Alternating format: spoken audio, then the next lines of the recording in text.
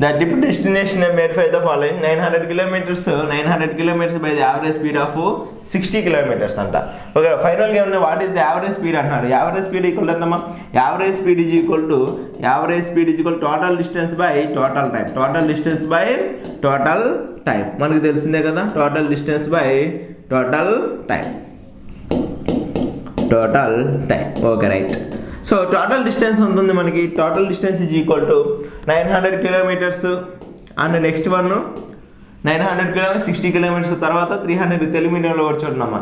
900 kilometers నుండి 60 kilometersలోను 500 kilometers per hour సరాసరి 300 kilometerలను, so 3000 kilometersను plus ఒక పాట 25 kilometerలతో 400 kilometerలను ప్లస్ రిమైనింగ్ 45 kilometersతో 15 kilometersని టోటల్ డిస్టెన్స్ని ఎలా వెళ్ళాడు డిఫరెంట్. సో టోటల్ టైం ఎలా వచ్చింది 900 kilometers అంత స్పీడ్తో వెళ్ళాడు 60 అంటే 900/60 వేసుకుంటే సరిపోతుంది కదా.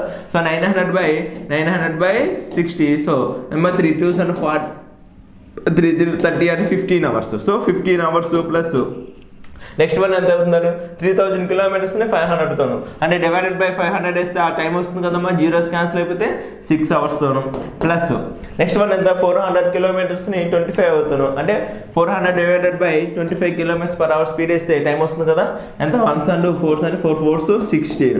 ఆ నెక్స్ట్ వన్ ఎలా అవుతున్నాడు, సో 15 kilometersని ఎంత స్పీడ్తో యావరేజ్ స్పీడ్ ఆఫ్ 45 అంటే 15/45 అంటే 1/3 hours. So total distance by total time. So total distance అవుతుందమ్మా 3000 ప్లస్ ఈ యొక్క 1300 4300 15 డివైడెడ్ బై, సో ఇదంతా ఉన్నామా 37 1/3 ఈజ్ ఈక్వల్ టు ఏమవుతుంది, so cancellation 4315 into 3 divided by ఇదేమో 1/112 11 90 + 21 111 + 1 112. ఒకవేళ క్యాలిక్యులేషన్ చేస్తే మనకి సంథింగ్ ఓకేనా కొంచెం ఎంత వస్తుంది, ఇది 1 times పోతుంది, 1 times 112 1 5s అంటే remaining 65. Okay right 112. So 112 so 115 65 kilometers 65/12. So మనకి యావరేజ్ మనకేం కావాలి, average speed is equal to total distance by total time. ఇది మాత్రం మనకు తెలుసుకుంటే చాలు. ఓకేనా. Okay right.